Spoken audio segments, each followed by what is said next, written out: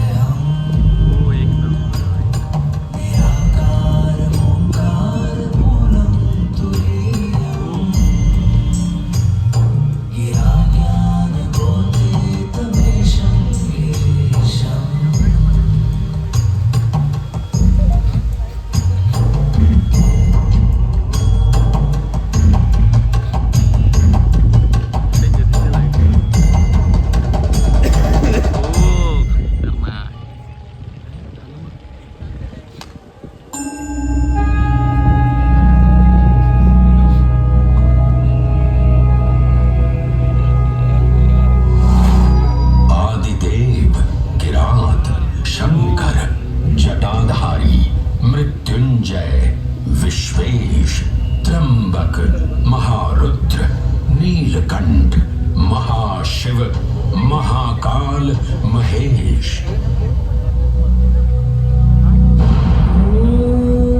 महाकाल जिनके उद्गम से उत्पन्न होती सृष्टि की लय।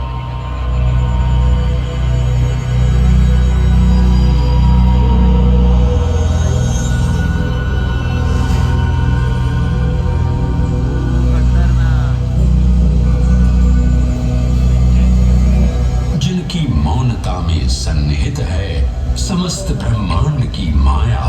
इन महान देव को नमन करने से पूर्व आइए वंदन करें उस रूप को जो स्वयं शिव से पहले पूजित होते हैं, श्री गोपूपालेश्वर। जब एक 5 वर्षीय बालक ने राजा चंद्रसेन को अपनी अमूल्य मणि की रक्षा हेतु महाकाल की उपासना में लीन देखा तो वो भी भक्ति में तल्लीन हो गया। माँ के बार बार बुलाने के बावजूद वो अपनी पूजा में एकाग्र रहा। उसकी श्रद्धा से प्रसन्न होकर भगवान शिव स्वयं उसके घर लिंग के रूप में प्रकट हुए। इस बालक की भक्ति से प्रभावित होकर चंद्रसेन सहित अन्य राजा भी वहां पहुंचे, जहां स्वयं भगवान हनुमान ने भी दर्शन देकर उद्घोष किया कि इसी वंश में नंद जन्म लेंगे जिनके पुत्र होंगे विष्णु भगवान के अवतार श्री कृष्ण। ये परंपरा न केवल बाल भक्ति की प्रतीक है बल्कि गुरु शिष्य परंपरा, तांत्रिक साधनाओं और क्रमिक पूजन की विधियों से भी जुड़ी है। मंदिर परिसर में स्थित एक छोटा मंदिर श्री गोपूपालेश्वर महादेव मंदिर आज भी इस घटना की स्मृति को संजोए हुए है। महाकाल जो हर परमाणु और कोशिका में है, हर पल हर क्षण में। महाकाल जो है इस महानगर उज्जैन और नदी क्षिप्रा के कण कण में। आइए सुने उसी पावन नदी क्षिप्रा से महादेव की अद्भुत गाथा।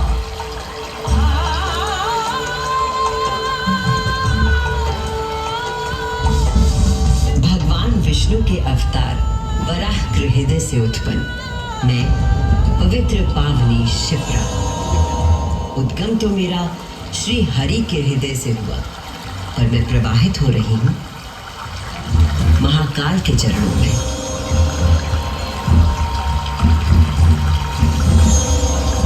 पुराणों में मुझे कई नाम प्रदान किए गए हैं, जबरधनी, पापधनी, अमृत संभवा और शिप्रा।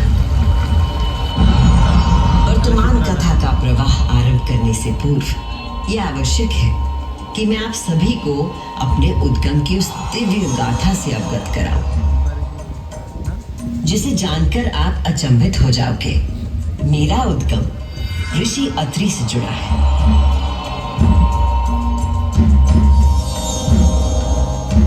जो सप्त ऋषियों में से एक है। जब ऋषि अत्रि ने उज्जैन में 3000 वर्षों की कठोर तपस्या पूरी की और अपनी आंखें खोली, तो उन्होंने देखा कि उनके शरीर से 2 महान प्रकाश धाराएं निकल रही थी। पहली धारा आकाश की ओर गई और कहा जाता है कि वो चंद्रमा में परिवर्तित हो गई।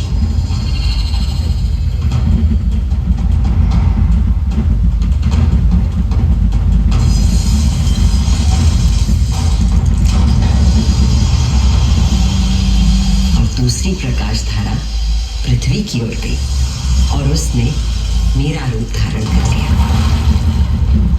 और उस प्राचीन काल से बहती आ रही हूं मैं, इतिहास, आध्यात्मिकता, दिव्यता की कहानियां अपने साथ लेकर। कहानियां महाकाल की, जो विश्व का आदि और अंत है, जीवन का आरंभ और समापन जिनकी इच्छा से होता है, जो इस विश्व की निस्तब्धता और ध्वनि दोनों है।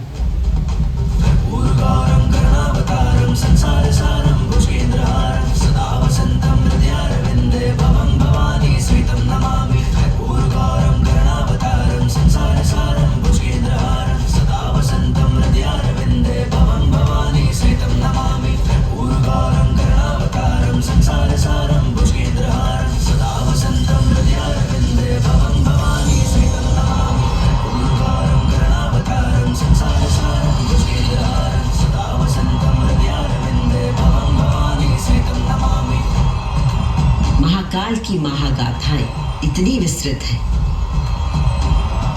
कि वे काल और अंतरिक्ष की सीमाओं को पार कर सकती हैं। और आज मैं आपको इन कथाओं का केवल एक संक्षिप्त अंश प्रस्तुत करूंगी, केवल कुछ चुनिंदा मोती।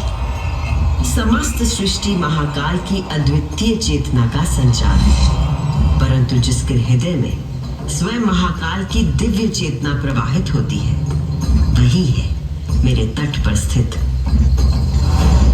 उज्जैनी।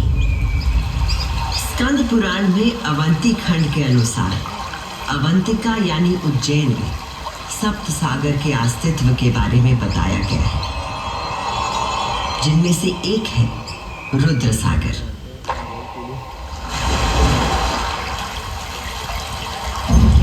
वही रुद्र सागर जहां आज आप सब विराजमान हैं, जहां पर अनादिकाल से ब्रह्म कमल खिला करते थे, जहां भगवान शिव स्वयं अपने गले में धारण मुंडों की माला का प्रक्षालन करते थे। पौराणिक प्रमाणों में मिलता है कि यदि कोई व्यक्ति अनजाने में भी इस जल का स्पर्श करता है तो 7 कुल का उद्धार हो जाता है। संतजन को मोक्ष और जीव को अकाल मृत्यु से त्राण देने हेतु अवंतिकापुरी में अवतरित देवाधिदेव महाकालेश्वर को मैं कृतज्ञ वंदन अर्पित करती हूँ।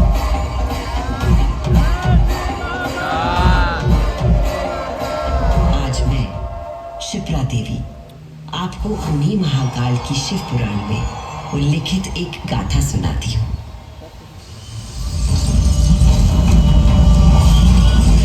ब्रह्मांड के इतिहास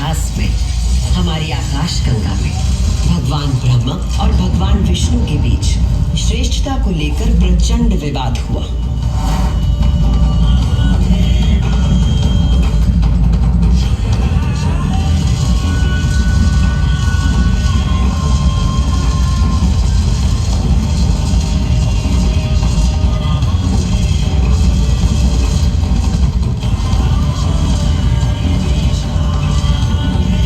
जब अपनी पराकाष्ठा तक पहुंच गया तो दोनों अपने अपने दिव्यास्त्र लेकर आपस में युद्ध करने के लिए तैयार हो गए। स्वर्ग में हाहाकार मच गया।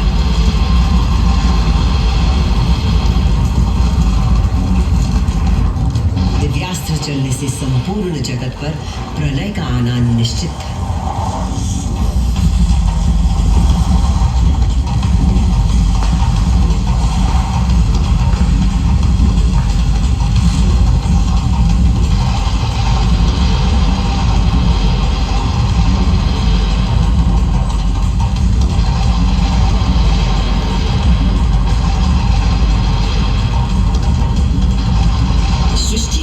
प्रकोप से बचाने के लिए और इन दोनों के विवाद को रोकने के लिए भगवान शिव को माया रचनी पड़ी और अकस्मात अग्नि की ज्वालाओं से लिपटा हुआ एक महान अग्नि स्तंभ आकर स्थापित हो गया, जिससे दोनों देवताओं के दिव्यास्त्र स्वयं ही शांत हो गए।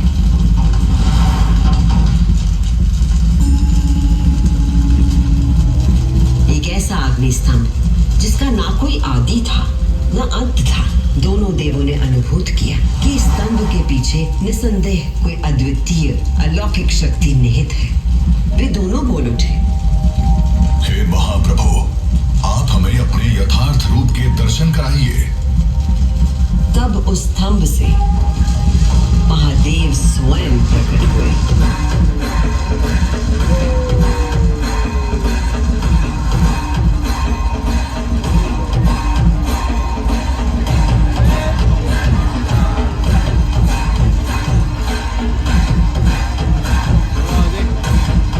नमः पार्वती पते हर हर महादेव।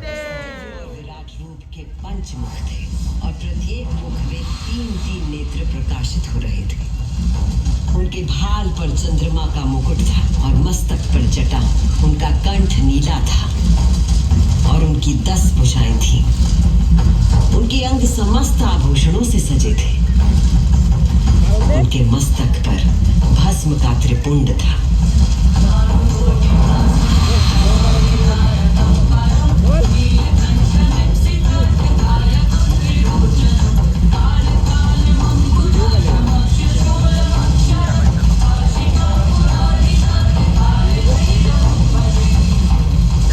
महादेव ने ब्रह्मा और विष्णु से कहा, सुरश्रेष्ठ ब्रह्मा जी, आप मेरी आज्ञा से सृष्टि की रचना करें और सुरश्रेष्ठ विष्णु जी, आप चर अचर जगत का पालन करें। मैं ही सृष्टि का पालन करने वाला और मैं ही सृष्टि का संहार करने वाला हूँ।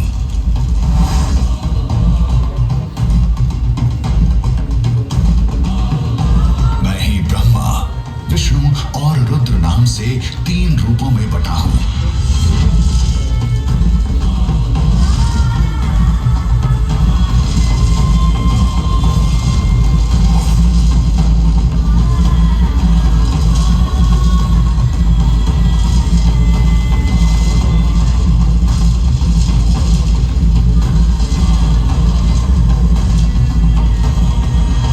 कहकर भगवान शिव स्वयं पृथ्वी पर लिंग के रूप में स्थापित हो गए। उस पल से इस लोक में लिंग पूजा का विधान प्रारंभ हुआ। नमः पार्वती पते हर हर पार्वती पते हर हर महादेव। अभी आपने सुनी वो गाथा कि किस प्रकार भगवान शिव ने लिंग का रूप धारण किया। अब मैं सुनाती हूँ उज्जैन में महाकालेश्वर के प्रकट होने की कथा। उज्जैन नगरी में नित्य वेदों का अध्ययन करने वाले एक ब्राह्मण देवता रहते थे। उनका नाम वेदप्रिय था। वेदप्रिय प्रतिदिन पार्थिव शिवलिंग बनाकर उसकी पूजा करते थे।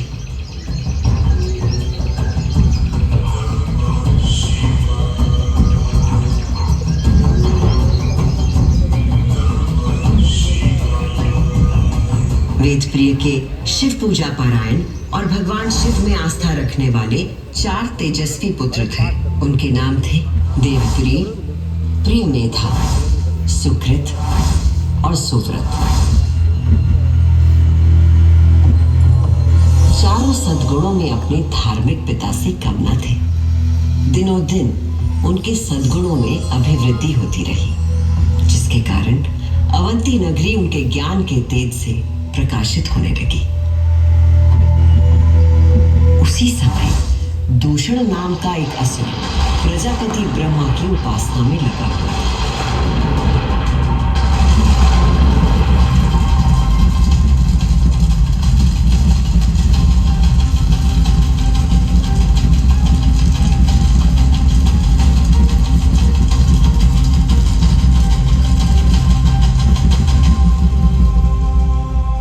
ब्रह्मा जी से अजय होने का वर पाकर दूषण वेद, धर्म और धर्मात्माओं पर आक्रमण करने लगा।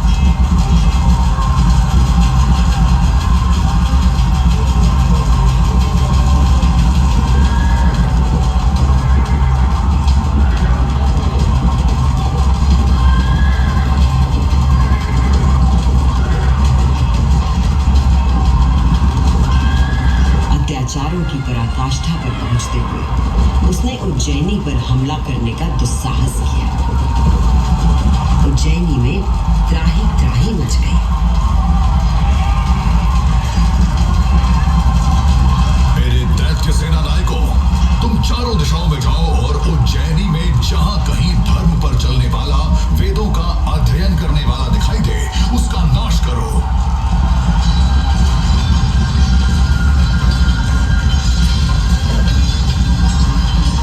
उस असुर से यदि कोई भयभीत नहीं था तो वो थे वेदप्रिय के चारों शिव भक्त पुत्र। नगर को भयाक्रांत देख उन चारों ने उज्जैनी के नागरिकों को आश्वासन दिया। उज्जैनी के नागरिकों, आप सभी अपने भक्तों पर सदा कृपा करने वाले भगवान शंकर पर विश्वास रखें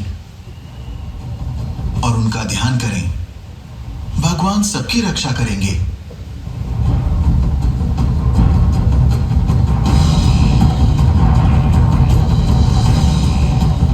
मंत्रोच्चार का आवेग बढ़ गया। देवप्रिय और उनके पुत्रों के संग उज्जैन के सभी नागरिक भी जाप करने लगे।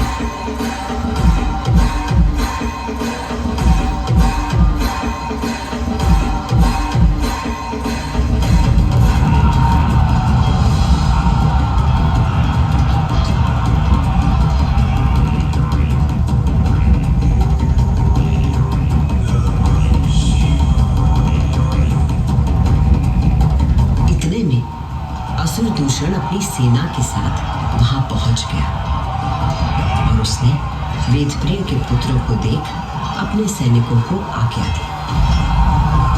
वध कर दो शिव की आराधना करने वाले इन शिव भक्तों का।